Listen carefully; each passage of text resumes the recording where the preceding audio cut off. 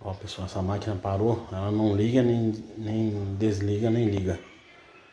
E eu fazendo análise aqui, identifiquei que na placa dela, na placa de comando aqui, deu problema no botãozinho aqui. Esse botãozinho aqui.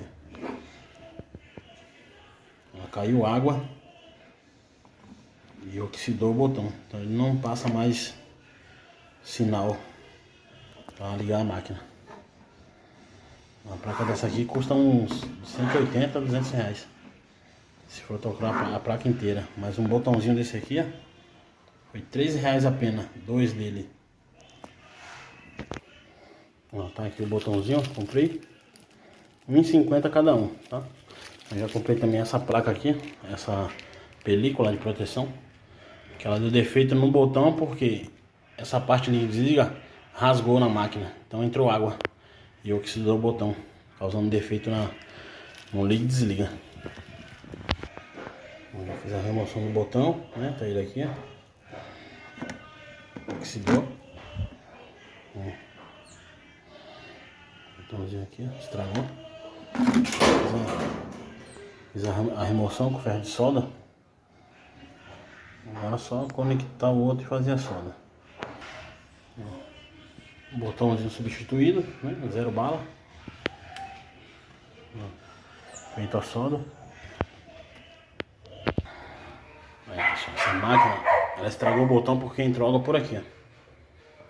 A película rasgou essa parte aqui, liga e desliga. Caiu água, estragou o botão. Agora eu vou trocar essa película para ficar a proteção dos botões aqui de forma correta. Aqui tá a película zerada, mesmo modelo. Essa película custou apenas R$18. Película trocada, né? A película de proteção zerada. A velha tá aqui, ó. Vamos ligar a máquina para ver agora. Olha.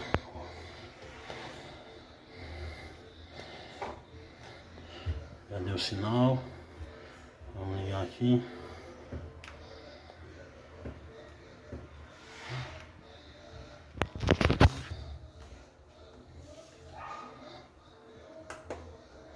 Ligou.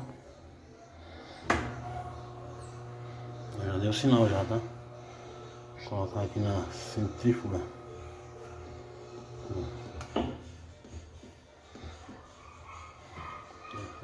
Ela vai girar, fazer o teste. Máquina funcionando.